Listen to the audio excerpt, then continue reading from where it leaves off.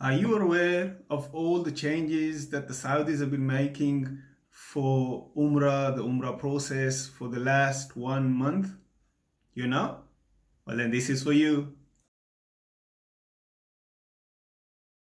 Assalamu alaikum.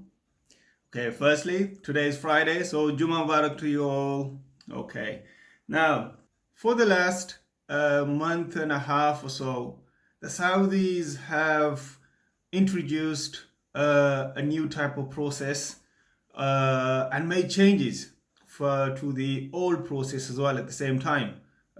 So that one way it's easier, of course, for you to do Umrah, and in other ways they've made it hard. Easy, hard. What's he talking about? Okay, now firstly, the old process, if you're aware, you had to pay if you wanted to go to do Umrah within 2 years of your previous Umrah. You had to pay a penalty of say 2,000 riyals, which is roughly about 440 pounds that you had to pay additional to the visa. Now the Saudis, out of their generosity, have taken that away. Yep, win-win. No. So what they've done, the other visa, the standard visa that everybody did apply for and needs to apply for, used to be around say £70, £60, £80, depending on which agent you go to. Now they've increased that. That's been increased again, depending on which agent you go to. Now you have to pay £200 to £220, £250 if you're closer down to London, because electricity is more expensive there.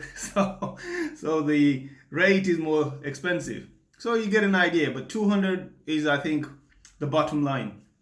And so a standard visa now, which used to be £60-70, has gone up to £200 plus. 220 is probably average. So what they've done is taken one item away, which was the penalty, and instead they put a penalty on everyone else. You know, even if you were the first time, if you're going after 3 years, after 5 years, it's irrelevant to them. Now everyone has to pay £220 on average, which is about 3 times more than we used to pay before. So that was one thing. So they took one item away. Yep, hello, you were happy, and they both put this on top of everybody. Okay, which is a good business way of doing things. Yeah, so you knock them down, you raise them up, you knock them down. so that was one thing. So immediately, morally, after that, they introduced another visa. So you got the Umrah visa, which is the standard one, which was happening, and now they introduced another type of visa, which is called the tourist visa, for tourism, because of course what they want to do is by 2030 increase tourism to crazy heights of 100 million, which I don't think they'll get, but anyway, it's in that direction. They want to get tourism flowing not just within the Haramain. They want them to go all around the kingdom of Saudi Arabia. So tourism visa will take you, once you have that visa, you can go anywhere and travel freely within the kingdom, which you can't and you couldn't with the Umrah visa, because that was only specific for the two cities, Makkah and Medina, and of course Jeddah, because you land there. So now with the new visa, tourist visa, it's a lot cheaper and it's valid for 1 year, plus it's multiple entry, which means you can go into the country as many times as you like, in a year. Don't need to pay anything additional in terms of the visa. You've paid for it and you've got it for 1 year. And each time you enter, you're allowed to stay a maximum of 90 days. 90 days. Crazy amount of time. So you can go enjoy yourself, go around to visit different cities and so on, unhindered for 90 days, come out, and if you want to go back again, you can go back again for another 90 days. Yeah, multiple entry for the whole year. Now this visa, you can, it'll cost you approximately about £100. So half the amount as an Umrah visa would cost. Yeah, illogical, you know. And on top of that, currently they are allowing, the Saudi government, they are allowing you to do Umrah, perform Umrah with the tourist visa. So why do you need an Umrah visa? Okay, that was a good question. It's a question I'm asking as well. Why? But this tourist visa, which you can go online, you can go directly to the Saudi website and apply, or you can ask an agent and he'll probably charge you extra £15-20 for their own admin fee and get it done without any stress or hassle. So it still works out cheaper. You know, you're saving almost half the amount for the Umrah visa. But with the online tourist visa, because it's online, you have to apply online. Currently there's 49 countries which are eligible to go online and apply for this tourist visa. Most of these are European countries. Basically, they're trying to attract non-Muslim countries.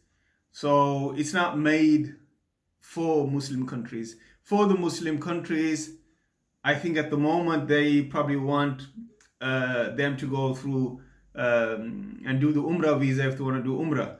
But if they want to get a tourist visa, the nationals who are not listed in the 29 countries, mostly again European, they need to go to the consulate and get a tourism visa, and they'll get it that way. Okay, so for those of us who are living in Europe, in the North America, Australia, New Zealand, and so on, wherever there are majority non-Muslims, for us, we can apply and get the tourist visa online. Excellent. So now, you got an idea of this new visa. So we still got the Umrah visa. Now they've added this into the works, the tourism visa. So hopefully you have something else in your mind. So, and another thing actually, which I've almost forgot, was with the tourist visa, currently anyway, you don't need the agent. You can get your own flight, go onto the websites and book your own flight, book your own hotel, and get your own visa directly to, onto the government site, government approved site, or go through an agent and get a tourist visa. So if you wanted to go and visit Saudi for Umrah and sightseeing, just do DIY, do it yourself, book everything yourself, customize it according to your own needs, according to your own plans, and you don't have to worry about an agent and getting a package from an agent with this tourist visa. Of course, for the Umrah visa, you still got to go through the motions. They may be more stringent with the Umrah visa. You've still got to go through the agent, and the agent has to even book the hotels now for you. So they may be more stringent on the Umrah, but on the other end, they've gone to the other extreme for the tourist visa and made it so much easy. So I hope this little video, it should have been small, but I think I've spoke more than I should have, will at least give you an idea what tourism visa is about. If you have any questions, just put it down in the comments, and inshallah I'll try to get back to you as soon as I can. So for now, like, share and comment. Assalamu alaikum wa rahmatullah.